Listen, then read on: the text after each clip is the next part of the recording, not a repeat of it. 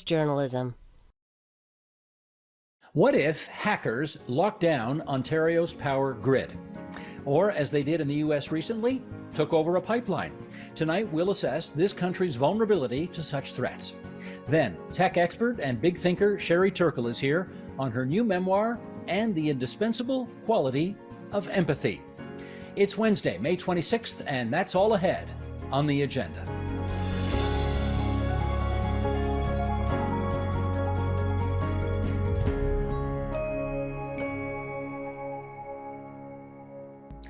Earlier this month, hackers effectively took a pipeline in the U.S. hostage, returning control only after a hefty ransom was paid.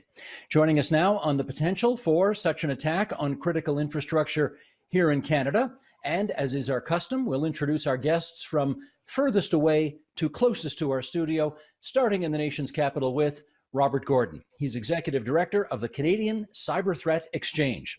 In Kingston, Ontario, Christian Loypret, Professor in Leadership at the Royal Military College, Director of Queen's University's Institute of Intergovernmental Relations, and co-author of the forthcoming book, Intelligence as Democratic Statecraft.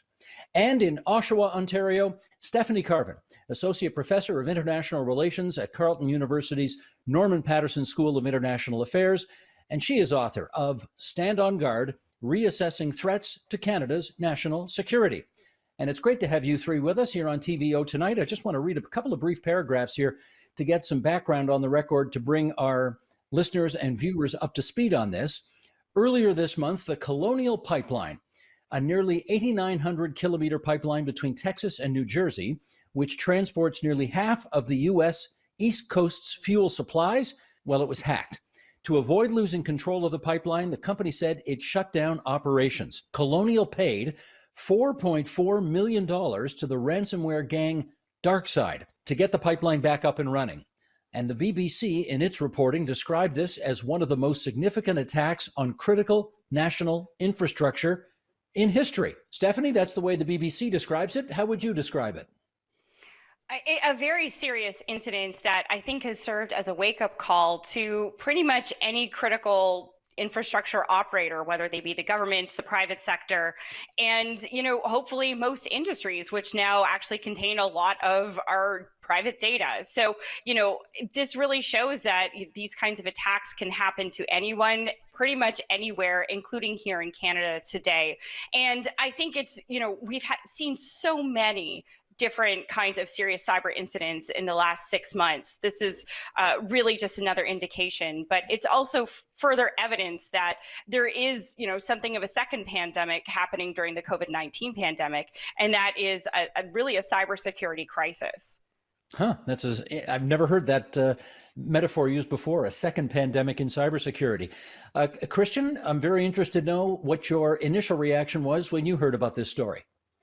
Not particularly surprised. Ransomware is an $18 billion a year industry, and you hit critical infrastructure, they're even more likely to pay up because they know they need to get the oil flowing again. It reminds us of the vulnerability of our system overall. I think this is the sort of thing that people in North America thought happens elsewhere in the world. It doesn't happen here, and it also reminds us to what extent we're also vulnerable, not just to state-based threats, as we saw with SolarWinds or with the Microsoft Exchange exploit, but to non-state actors that are then subsequently hosted by state actors and to some extent are working in collusion to undermine our security, our prosperity, and our democracy on a daily basis. So this is just the tip of the iceberg of what happens on a permanent basis, the threat that we're under. Robert, did the attack catch you off guard at all? No, not particularly, not that specific attack. I mean, we've been expecting a major attack for a while. We've seen all the indicators pointing the direction of something big is going to happen. What we didn't know were some of the specifics of it. We didn't know sort of which industry was going to be attacked, which critical infrastructure entity was going to be done. We didn't know the exact timing of it, and we didn't know the consequences of it. What are the secondary issues or things that happen when an attack occurs? And that's what exactly played out in SolarWinds. An attack in one part of the company had an impact on the other part of the company, the operational part of the company, and that's what actually had an impact on the general public. Stephanie, I'm interested in your reaction to the group that is claiming responsibility for this. It's called DarkSide. They're thought to reside in Russia. They deny having any Political motives or links to the Russian government, they say our goal is to make money and not create problems for society. Should we take that at face value? I think the main issue here is that, there have been allegations, say, by the FBI that they were looking for links between this group as well as the Russian government. And, we do know certain things about this group that, for example, they actually have like articles of principles. They are a ransomware as service provider. So in other words, they have a software platform, and then they basically interview potential criminal gangs that want to use it. And if they pass, they become affiliates. They can then use it and pass it on.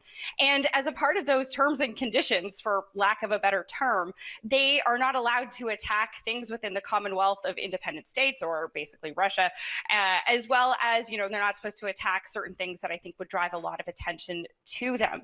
So are there links between them and the Russian government? It's hard to say. There's been a lot of speculation. In my view, I think the bigger issue is that there are these gangs that are operating in Russia and Russian territory and other countries as well with impunity. Right? The Russian government is allowing this to happen, probably because, even if it isn't directing the behavior, it benefits from it. It benefits from a lot of the chaos that results from having a major pipeline in the United States shut down for a week. So, I think that's the general issue. Even if we can't point fingers at the Russian state, we should be raising very serious questions as to why Russia is allowing these gangs in the first place and why they aren't actually doing anything about it. Christian, who should we raise those questions with? Yeah, I mean, this is basically cyber piracy, and the Russians are effectively hosting and endorsing cyber piracy, if you want to find an analogy. And so the problem here is a challenge of deterrence, that there need to be consequences for countries that tolerate non-state actors that engage in this sort of behavior. And those consequences might be in the cyber realm, but they also can be in the kinetic realm in terms of sanctions and otherwise. But it's very dangerous and reckless behavior by entities that pose a serious risk to our way of life and the way we run our democracies and our economy. And so that's why it's ultimately significant that we deter this type of behavior from any type of actor, even if they can claim some distance from the state in and of itself. Well, Robert, let's figure out what that exactly means. If we are looking to impose some consequences on Russia, even though this group, DarkSide, claims it's not operating on behalf of the Russian government, what are our options? What can we do? Well, I think there's a few things. One, on the defensive side of it, we can get better at protecting ourselves. We can start to do some of that planning, some of that preparation, and a lot of the critical infrastructure is actually doing that. We can get better on collaborating. So the federal government has got a number of initiatives led by the Canadian Centre for Cybersecurity in trying to assist the private sector in getting harder at the other side. And then on the third end of it, I think we've got to be more proactive at going after the cyber criminals. So how can we do the things that will make it less attractive for them to do these attacks? At the bottom line, criminals are interested in getting access to money. They want to commit a fraud. So how do we make that harder for them to do that? Are there some ways we can go after, for example, if they're buying Bitcoins, is there some way we can actually be better at tracking that money and make it less financially attractive for them? Well, Stephanie, let me just ask the direct question. Should we be doing cyber attacks against Russia or helping those who want to perpetuate those kinds of attacks on Russia? Well, it is interesting in that the group DarkSide has posted on the so-called dark web that it has in fact lost control of its digital wallet. So I believe, the ransom that was paid that you had up there was around $4.4 million in the United States, that money has now disappeared, that they've actually lost control of some of their platforms. And we don't really know if this is true. We don't know if this was, the United States going back after these criminals. And we don't know if they're just trying to pretend that this was the case in order that they can, people who did this can lay low for a bit, because they now realize just how much attention is on them. With regards to cyber attacks, I mean, look, I think Canada does have an interest in trying to promote good cyber norms and trying to stop this behavior. So, if on the one hand we're telling Russia, look, knock this off, and then on the other hand we're going after these people, we have to be careful in how we balance that equation going forward. And I think one of the chief issues here, particularly in the United States. There's been a lot of emphasis in recent years on cyber offense, or what we call here in Canada, active cyber, whereas in Canada, we've always kind of felt the best defense is a good defense. And I think, in having put together more of an emphasis on defense and trying to ensure that our critical infrastructure sectors have a point of contact and these kinds of things has benefited us more in the long run. So should we be going after these guys? Absolutely. The United States is much better at doing things like attribution and actually bringing criminal charges against individuals, even if there's not much of a chance that these individuals will eventually end up in the United States. I think it's a really important step for them to take, and I think we should be doing that as well. With regards to actual cyber offensive actions, I think it's just not, and deterrence isn't just you punch me and I punch you back harder in cyberspace. It has to be more of a delicate balance of activities that I think we need to be undertaking. Well, let me follow up with Robert on that, because a little over a decade ago, you were the architect of Canada's first cybersecurity strategy. Can you describe how the cyber threat has changed from a decade ago to today? Yeah, well, we created the strategy, as you say, I hate to say it's over a decade ago. One of the things was you have to build a strategy within the context of what's the general understanding of the threat environment, how do you move that forward? So at the time, we were really concerned about attacks coming into the federal government, so that was our focus. But since then, the threat environment has changed dramatically. We're talking about the sophistication, the technical ability, and the speed at which cyber attackers are changing and ramping up their game has really increased over the last few years. How they go after companies and the government has changed tremendously. We've also seen a change in who the attackers are going after. They're no longer just going after companies that may have some trade secrets or things that they want to hide to protect from their own corporate interest perspective. They're now going at literally any company, because they're going after, particularly on the criminal side, they're going after and want to commit fraud. They want to steal your money. They want to deny you access to your information. And that means every single company is now susceptible to a cyber attack. That's a huge change in the threat environment. And it then changes how we have to be responding when we start to look at that. And the second thing is cybercrime has now become a business. They run it like a business. Stephanie was talking about ransomware as a service. They'll now provide you with the tools to actually undertake a cyber attack if you're not particularly sophisticated from a technological sense, and it'll come with a service guarantee and a help desk to call in. So the cyber threat environment has changed a lot since I architected the first strategy, as you say, over a decade ago. Christian, my hunch is that when this story broke, the Colonial Pipeline story, a lot of Canadians, their first thought was, I wonder if they could do that here. And if they could, how easy or difficult it would be to do. So let me ask you the question, how vulnerable are we and our infrastructure to this kind of attack?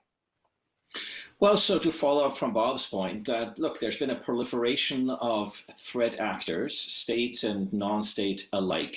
The target surface has widened substantially from state to private sector to individuals, and you've had a significant decrease in the cost of entry for bad actors. And so as a result, we live in a relatively vulnerable and hostile environment, and Canada, of course, no exception to that. In addition to that, we're highly interlinked and networked with the United States. So if you're trying to cause some sort of disruption in the United States, often Canadian critical infrastructure will be just as good to go after as US infrastructure because of the consequences, the second order effects that follow from it. And so while in terms of the 11 critical infrastructure sectors in Canada, the strategy that Bob devised has been quite proactive, it's difficult to protect against simple mistakes like Colonial Pipeline, not keeping proper digital hygiene, patching in a timely fashion, and making sure that their connections with third-party supply chain companies are of the level of security that they need to be. And so often these are basic mistakes that can readily be remedied. Stephanie, I don't want to be irresponsible here, but I'm walking a bit of a tightrope here, because on the one hand, I want our viewers and listeners to understand what's at stake here and what potential catastrophes could take place. On the other hand, I don't want to throw any ideas out there to give anybody some ideas. But my hunch is anybody who would do this, they know all this already. So can you gingerly sketch out a potential attack that someone might make on some critical piece of infrastructure in Canada, and a potential scenario around that? Well, I think, earlier I said that, we're dealing with a second pandemic, and that is really a lot of the cyber threats and the increase of cyber threats. Already, Bob and Christian have said, the threat surface has just increased so much. And since so many of us are working from home, including me right now in my parents' basement, they are, the fact is it's just easier for these groups to penetrate all different kinds of systems, because people are working from their home Wi-Fi networks, which are not secured in the same way. And they're also, are not behind perhaps the kind of safeguards that they would normally have. So let's walk through that. If you are working in a company, doing some kind of research or lab work right now, there's all different kinds of ways and actors that are trying to penetrate your systems to not only encrypt your devices in order to hold it hostage, but also to get that information and exploit it, right? This is a new phenomenon as well. So if you're working on sensitive information on a sensitive system, just because you're working from home, your data is, they get access to your network, they're able to encrypt your system, and then they may actually be able to also exfiltrate certain amounts of data and hold it hostage and say, we're going to put all this sensitive data on the internet, right? So it's not just ransomware anymore. We're also dealing with exploitationware as well. And this is a huge problem. So, and that's just, people working from home. I mean, if you think about it, we hear on an almost daily basis now of different healthcare providers being attacked, during COVID, making it very hard for these systems that are already under stress. We have seen in the past a number of hospitals being targeted.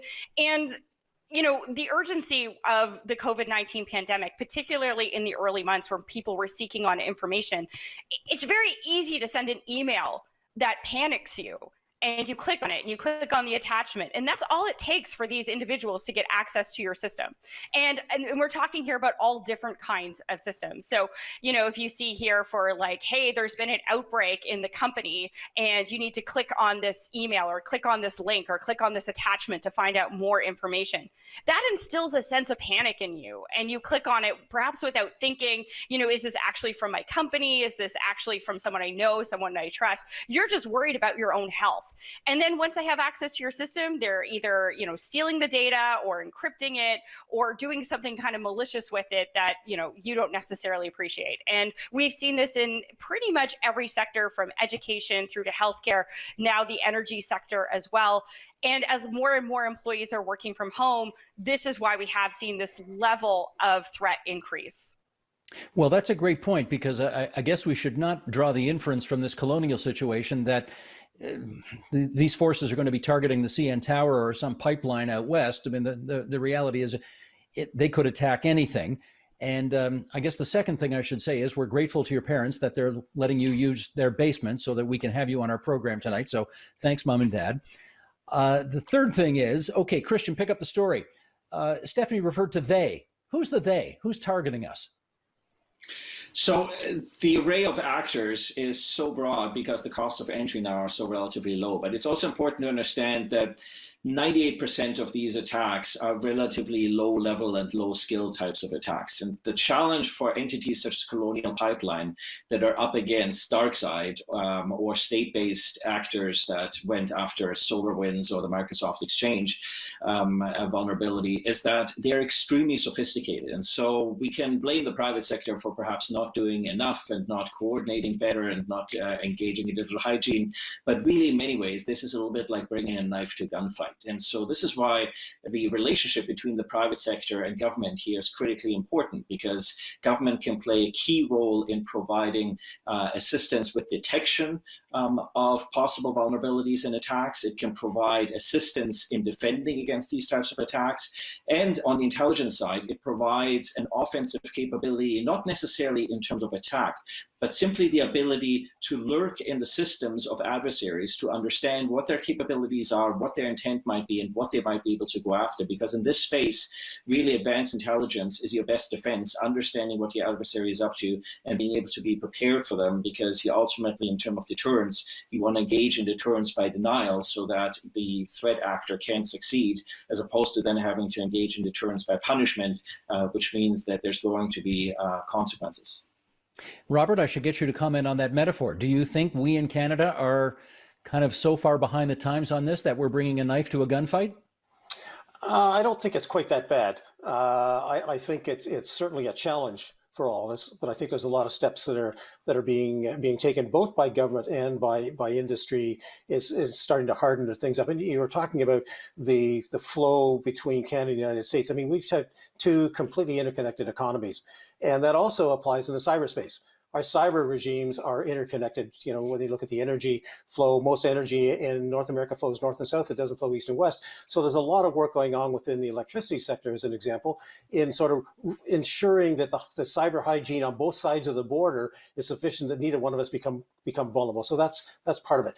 Do we have some steps to go? Absolutely, yes. There's more that we can be doing, but we're moving in the direction. So I like to look on the optimistic side. Yes, we can get things better. And I think one of the things we've got to be thinking about is some of the unintended consequences of cyber attacks occurring. In the past, we've just looked at what happens within one part of the company when a cyber attack occurs. And I think when you look back on the Colonial Pipelines attack, it's a good example where an attack, what appears to have been inside the IT side of it, or what runs the business, had the risk of actually going over, and they had to shut down the operational side of the building. We don't know whether the attackers actually wanted to do that, whether they wanted to shut down the pipeline. What the attackers wanted to do was to get a ransom out of it. And so how do they put the pressure on? Did they realize the company was actually going to shut down the pipeline as a result of that? And I think we have to start building that into our planning. And that comes back to the government and trying to help us do that. Christian talked about the collaboration we're seeing between the federal government, huge steps that they've taken over the past couple of years and starting to do that. So we're starting that dialogue. We just have to continue. We've got to move it along. Well, Stephanie, tell me this. I presume we hear more about this when things go wrong. You don't hear about things, obviously, when an attack is attempted and we have successfully fended it off. So is it fair to say right now that that our forces are, at the moment, prevailing, because thankfully we don't hear a lot about this in Canada? I think it's actually hard to say, in the sense that the fact that, we actually have pretty good oversight of the number of attacks that happen against government systems, because, that is kind of managed through a process through the communication security establishment, and it's kind of, open-facing institution, the Canadian Centre for Cybersecurity that Bob mentioned earlier, as well as Shared Services Canada, which is responsible for kind of coordinating a lot of the cyber infrastructure that we have protecting the Canadian government. And we know that they fend off like billions of attacks a day, many of which are automated, as Christian said, some of the lower level ones.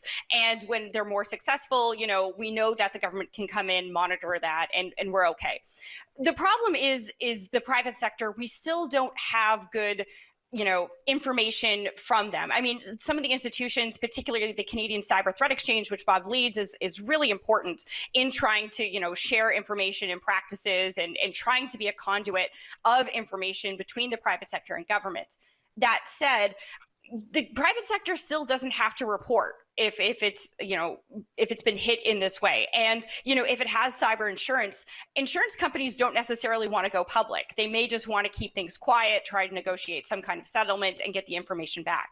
And so long as, privacy hasn't really been affected by this ransomware attack, they don't have to go public with it. So I would say that there's still not a lot that we know. And I know that this is something that, the Communication Security Establishment and the Canadian Centre for Cybersecurity would like to know more about, so we have a better understanding of just how Canada is impacted. The final thing I'll just say here, though, is I do share, Bob's optimism. It's a bleak optimism maybe, but, Canada is actually fairly well placed relative to some of its Five Eyes partners. And the Five Eyes, of course, is our major intelligence sharing partners, the United States, the United Kingdom, Australia, New Zealand, and Canada. But, if you look at the way our cyber defense infrastructure, for lack of a better word, is arranged, it's actually a little bit better than most of our counterparts. In the United States, it's distributed across so many different agencies that have some kind of responsibility. And in the UK, it started off being fairly centralized, but has decentralized over time. In Canada, we really have, we kind of taken the opposite step.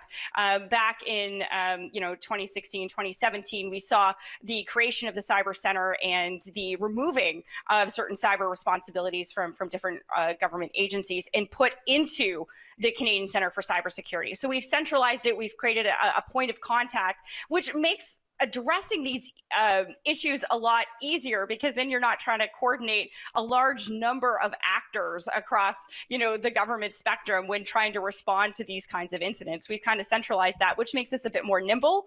And I think it makes it a bit more easy for different companies who have been affected and are trying to get advice. They know where to go. Robert, I should get you to follow up on one of the things that Stephanie just said, that being whether or not the private sector, in your view, has a duty to report to some kind of public sector organization, government, whatever, on whether they've been attacked. What's your view? I think there's two answers to that question. One is I'd like to get out in front of it. The problem with reporting after the attack is useful from one perspective. But what I'd like to see the private sector doing is actually doing more exchanging of information so that companies can prevent attacks from occurring. So the reporting after the attack is, yes, that's nice, but I've already been attacked and I've suffered. So what can we be doing in a collaborative sense in front to making it easier for me to stop that attack from occurring? And I think there's some things the government could probably be doing to enable that collaboration, that sharing of threat information at the front end. They could put some legislation into effect that will protect companies when they voluntarily share information about, indicators of compromise that they're seeing, about threat actors and how they're performing, ideas on how to protect themselves.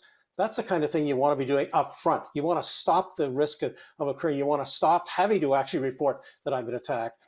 And then once the attack occurs, then yes, there should be some way of going forward and reporting that back in. And I think it's got to be reporting more than just is personal information been compromised, because in some instances, cyber attacks will be occurring where the personal information isn't or hasn't been compromised. So you may not have to actually report it into the privacy commissioner, for example, but it may affect your operational capability. So how do you start sharing that information when we're going through? And we have to make it really simple. When you look at the number of companies in Canada, I can't give you the exact number, but if you said 98% of all companies in Canada are small, a lot of them don't have the ability to actually do some of that reporting. So what's the kind of mechanisms and things that we can put in place to make it easier for small and medium-sized companies to participate in this collaboration, in this sharing? And I say sharing of knowledge about what's going to happen, not just telling me after the fact that something occurred, because quite often, as I say, I want to prevent the attacks from occurring. I don't want to have companies having to put a report in to the privacy commissioner that they've been attacked, or another regulatory body. Let's be proactive about this. Okay, Christian, we're down to our last few minutes here, and I guess I do want to follow up on this private sector angle here. Obviously, companies have put a lot of their operations online because it has been a more efficient way to do business. I'm wondering, given how that also increases their vulnerability to these kinds of attacks, whether you believe more of their business ought to be taken offline so that they are not so vulnerable to these kinds of attacks. I think it's a matter of rethinking this particular environment, so that we need to learn to live in compromised environments. We need to understand that our networks are likely permanently compromised. And so how do we protect the elements of the network and of the data that are absolutely critical against those that are not? And so those are conversations about, for instance, how do we make both our networks and our data, as well as Canadian society, more resilient? How do we build more and better redundancy into our networks? And in particular, how do we create some standards to which everybody has to live up? Now, we see this in the private sector. Stephanie mentioned cyber insurance. That's a really interesting development because it's a market-based solution, and the insurance company will require certain standards of you in order to insure you, and then will assess their premium based on the risk environment that you've created within the company. But I think we also need, and we see this coming out of the UK, perhaps a cyber certification regime, perhaps voluntary for the private sector, where companies large and small can sign on to a certain level of certification that provide some sort of assurance, both in terms of the industrial control systems, but also in terms of their interactions with clients, in terms of the behavioral side, that this company meets a particular standard. Because companies, look, security is fundamentally a cost in terms of the bottom line. And so the incentive is, what are you going to spend? If you're Colonial Pipeline, yes, it's a major news story, but it's not like you can send your oil through another pipeline. This is sort of your only option. Whereas if you're a bank and you end up getting compromised, chances are that's an existential risk to your business model, the reputational risk associated. So you can't afford that type of risk. And so you're going to be much more aggressive in terms of how you invest in your infrastructure. And so I think we need to find a way to raise all the boats in port. And so how do we bring in the tide to make that happen? Stephanie, let me give you the last minute on this. The case of Colonial was a big case, got a lot of attention. They took a big hit.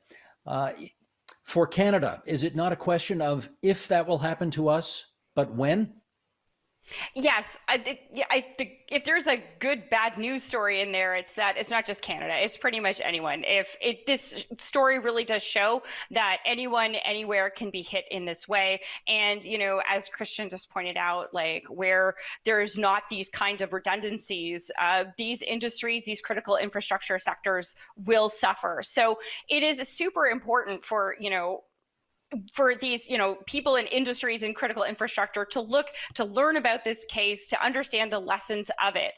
And again, I mean, if there is a very thin silver lining here, it's that when these incidents happen, we do see a spike in interest in cybersecurity issues and people trying to see if they can do better and how they can improve their own cybersecurity. But we have to make sure that interest is sustained, that when we have these incidents, it isn't just a flash in a pan, but that we can generate a true cybersecurity culture, and that Christian just spoke about, so we can do our best to deter by denial.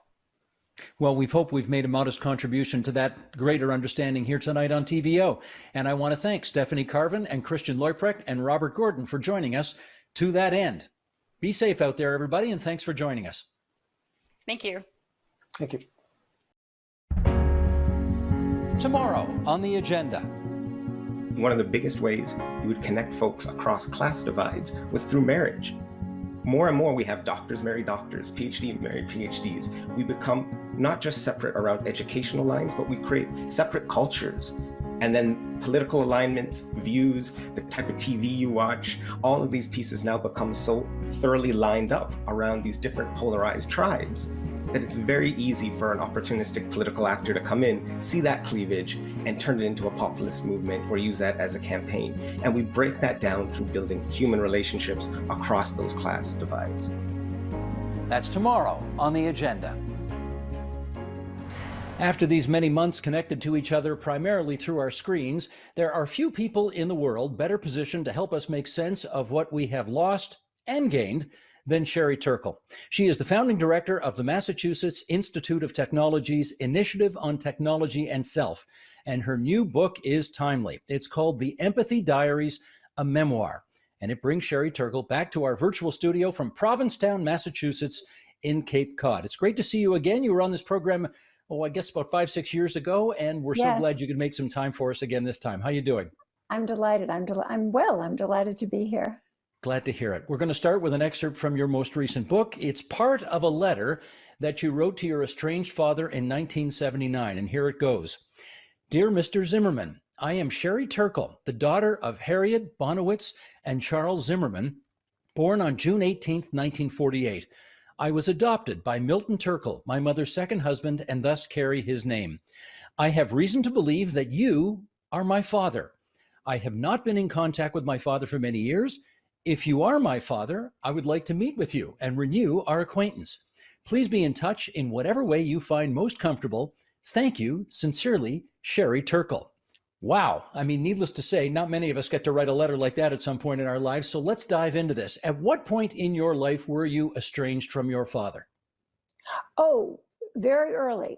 As I later learned, my mother left my father when I was 1 year old.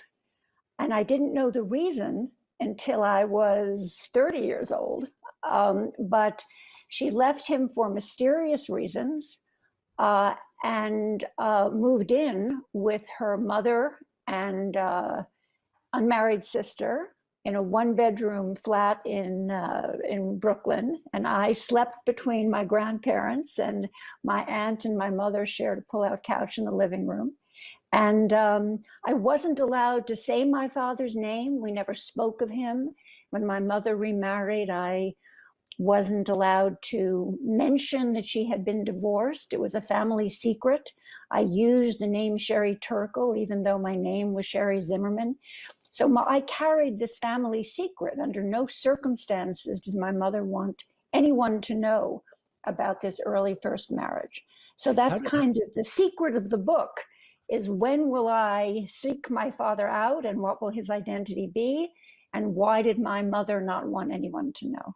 Can you just give us a bit more detail on how you, presumably as a child, found out that the raising of your biological father was a complete no-go zone? Well, I was in a family called Bonowitz, but I knew that I had another father. I mean, I knew I had a father and that none of these people were it. And I found a book deep, buried away in a closet. And the book said Sherry Zimmerman. And I had that moment of, even as I think I was 3 years old, I had that moment of kind of, when you know something, but you don't know how you know something. And I said, that's me. I am Sherry Zimmerman. And I knew not to say to anyone that I had found this book, because I knew this was taboo knowledge. And whenever I would try to come, then I found a picture of a man, and his face was rubbed out. And I knew that was my father. And I knew to hide that picture in deepest recesses of the closet. So I knew there was something about me. I grew up with this sense of being deeply ashamed and marginal and not right. My name was a secret. I was a secret. And I call the book The Empathy Diaries because really I had to find a way to have empathy towards these people who loved me, but were putting me through this need to lie and not be who I was. And that has been a lifelong journey. And the book talks about that. We will certainly pursue that issue of empathy more as we continue our conversation. But I do want to, I'm in a weird spot here because I don't want to give away too much of the plot of the book. It's okay. It's not a mystery. I mean, it's not a mystery. No, it's not a mystery. The book has a mystery. I'm happy to give away the mystery. You need not fuss. Okay. But having said that, I mean, you eventually did meet him. You met him more than 4 years ago. And I think we got to know more about how that meeting went. Let's tell. Okay. It turns out that the arc of the book really is that I'm angry at my mother all my life and estranged from her because she keeps me from this man who I fantasize, this father who I fantasize must be something. And she dies before we ever have a conversation about him. And 10 years after her death, I determined that I am going to find him. I hire a detective. There's no Google. And I find him. I spent all my MIT salary for the first 2 years with this detective, finding him. And it turns out that he is a rogue scientist. He thinks he's disproved Einstein. And he explains to me that when I was a baby, he thought he was like a great psychologist, like Skinner, a great scientist. And he did experiments on me. He would hide me in a closet and not talk to me. He would put me face to face with him and not talk to me. He would see how long I would go if he deprived me of this or he gave me that. I mean, he did all these Skinnerian behavioral experiments on me in secret, because he must have known what my loving Jewish mother would think if she found him doing these experiments for science. And when my mother finally found him doing this, she didn't say a word except, I'm taking her, I'm leaving.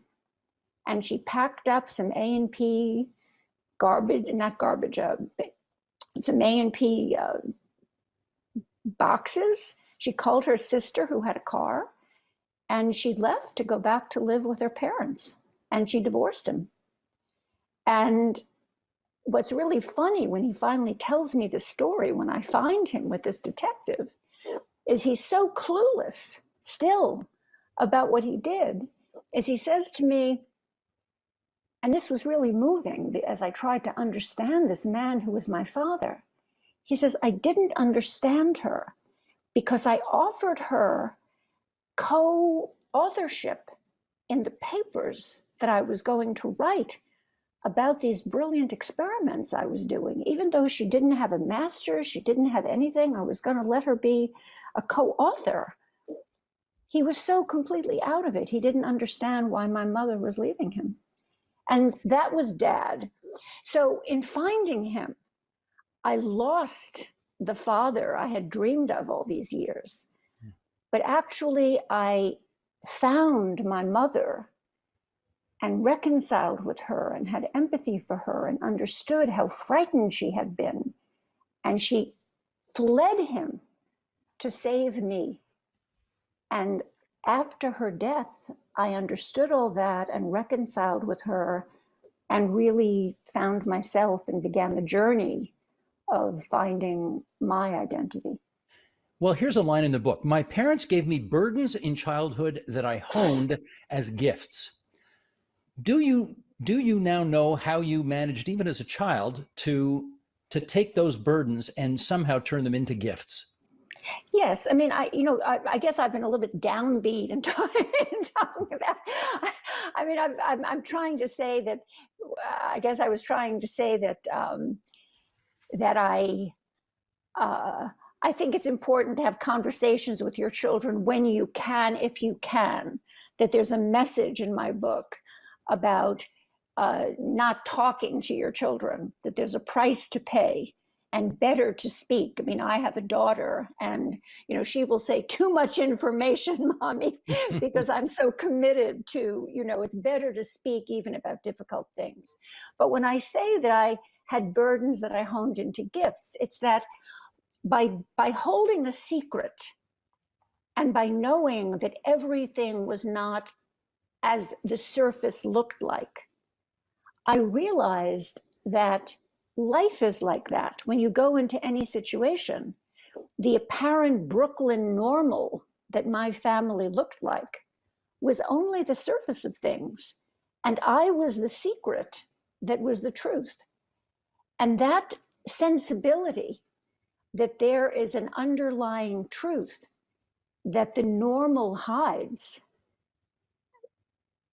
that is a sociologist in the making. That is a psychologist in the making. Well, let's pick up on that a little bit. And in doing so, we're going to bounce around in terms of time here, because I want to take you back to 1968 when your grandfather sent you to Paris. Yes. And what did you learn in Paris that you now know would have been extremely helpful to the kind of work you ended up in?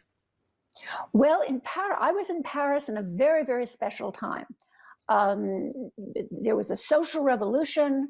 Young people were saying we want to change the rules. They closed the university. They had a general strike. French society was very structured. Everybody knew how everything was going to work. It was kind of parallel to the 60s in the United States when, everything seemed up for grabs. And I was studying anthropologists who talked about times like that. They're called liminal times, times betwixt and between. And I really, in France, I mean, everything was closed. Everything was really, you sense that a new world was starting. And I learned that in times like that, you can really rethink very fundamental things about your society. And more than that, you can see your society in a new way. And I think that when I came back to the United States after that period in the 60s, I saw things about life at Harvard, which I was coming back to, that I hadn't seen before. For example, that there were no women on the faculty. None. Because it had seemed normal to me before. And then that kind of taking yourself out and being in this betwixt and between world, and then you come back and you say, hold on, I see this fresh. I see this anew. Why aren't there any women on the faculty? Why am I not allowed to go into Lamont Library where all the men study?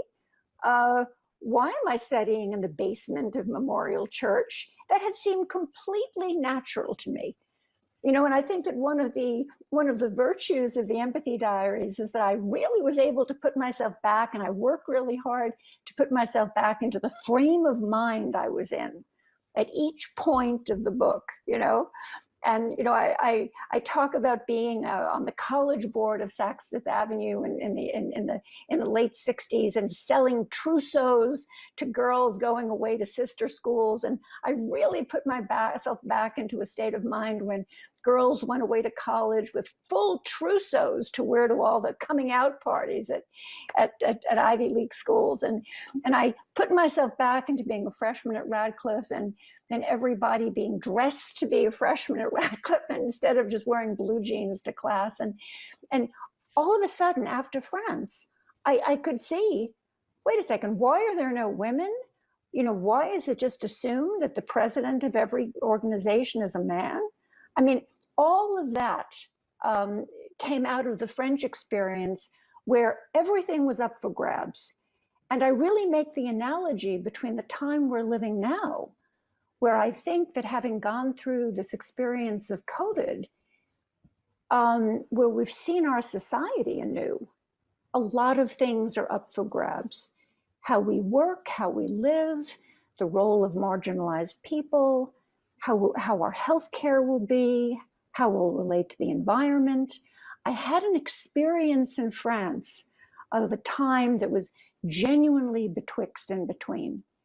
And it made a profound impression on me.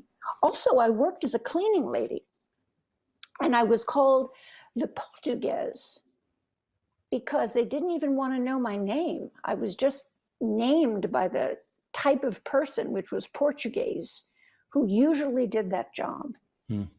And that made a profound impression on me, to not even have a name in your job. I do want to hit on some of those issues that you just brought up, but before we do that, I'm not ready to let you leave Cambridge, Massachusetts yet, because we want to go to 1976. You're not at Harvard anymore. You're at the Massachusetts Institute of Technology now, and you basically have a front seat on this digital revolution that is going to come. Yes. And the engineers at MIT are so excited about the fact that Steve Jobs is going to bring the Apple II and show everybody the future, and your colleagues are going gaga. And you had a somewhat different reaction. What was your reaction? Yes.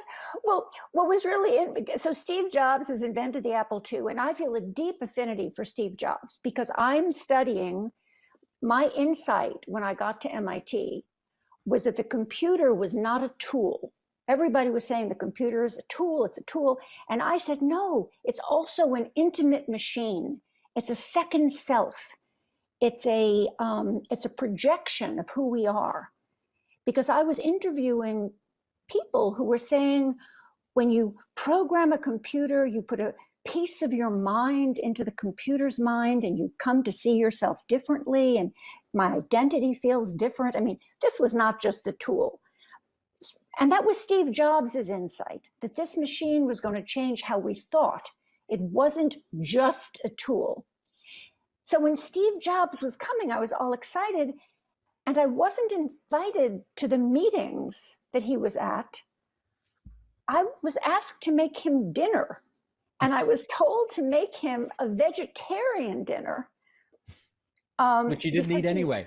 Because he was vegetarian. So I make him a vegetarian dinner, and he comes in, he looks at my pathetic vegetarian dinner. He says, it's not my kind of vegetarian. And he leaves because apparently he was not that kind of vegetarian. He was a fruitarian, and who knew that he was not? I mean, I wasn't fully informed about his vegetarianism. But what's really interesting, again, is that I was a real professor at MIT. I wasn't like a research assistant or an adjunct. I mean, I was really full professor. And I was not invited. Nobody thought, even though I was like onto his thing, to invite me to the meetings, but just to make him dinner. And the truth of it is that if you read the book and you get to that section, I don't comment on that. And the reason I don't comment on that is because I was so into my state of mind in writing the book of the time that at the time, I was so used to being treated as a second-class citizen at MIT that I didn't even expect to be invited to the meetings. And that is why it is so great, and I'm so grateful to be on this program, because when I wrote the book, I was like into my state of mind as I lived that chapter of my life. And it was like, as the book was in production, in its last stages of production, I called my editor, my wonderful editor at Penguin, Ginny Yance, and I said, Ginny, we've got to do something here. This makes me look like, and she said, it's too late. And then she said, well, you'll talk about this when the book comes out, that you were completely a woman of you were constrained as a woman of your time. And that is absolutely the truth. I mean, the book is written with the limitations of my sensibility as they were in 1981. The women's movement was beginning, I was just starting, and I was treated, as not really a full citizen, even though I was a professor, and I was about to be really denied tenure before I was fired, before I was rehired at MIT for reasons that really were quite related to that. I was, no matter what I did, I was I was somehow relegated to cooking. I mean, it's all of the piece. Well, for what it's worth, you're getting your revenge now, and you are getting your just notices now. The book is being extremely well received. I hate the fact that our time has whizzed by far too quickly here, but I do, in our remaining moments, want to ask you one more thing. We have all spent, and this is obviously right up your alley, we've spent much of the last 15 months of our lives not talking to actual people, but looking into those cameras there and looking at whatever green dots or whatever it is on our computers. And I'm sure you have thought long and hard about what the long-term impacts of all of this are going to be on people who need to be with people, but have only been with screens for the past year and change. What do you think? Well, I think that, I'm looking at a green dot so that people who are watching us will feel that I'm looking at them. And that's good, because that's the point of television. But in terms of my ability to create an empathic connection with you, I need to be looking at you, which I am not. So there is no way that this experience is doing anything but creating the illusion of empathy without the demands of true connection. And I fear that people will forget this and will somehow settle for these illusions, for these as if experiences, because they're friction free, because they come cheaper, because it's easier, we don't have to displace ourselves, for all the reasons of convenience. And really accept this degradation of the kind of empathy and intimacy that we really need. During the pandemic, thank God for Zoom. I could teach, I could be with my students, but I looked at the green light because I wanted them to feel I was looking at them, and I missed actually looking at them because that's what they really needed.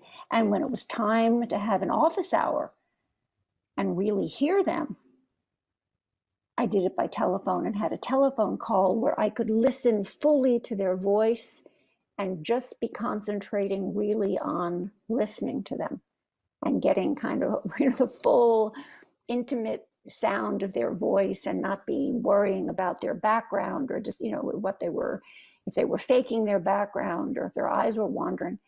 We need to come back to the full embrace of the human, and we need to really concentrate on our need for each other.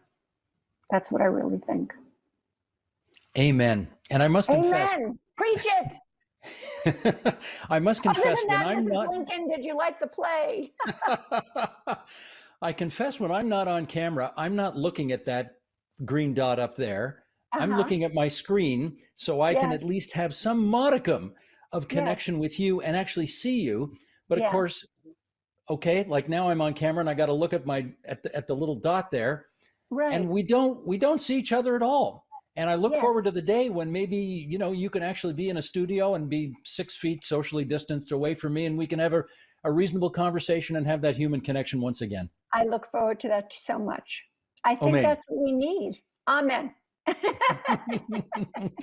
The Empathy Diaries, a memoir certainly worth reading. Sherry Turkle, it's so good of you to join us from Provincetown, Massachusetts tonight. We appreciate it. Thank you.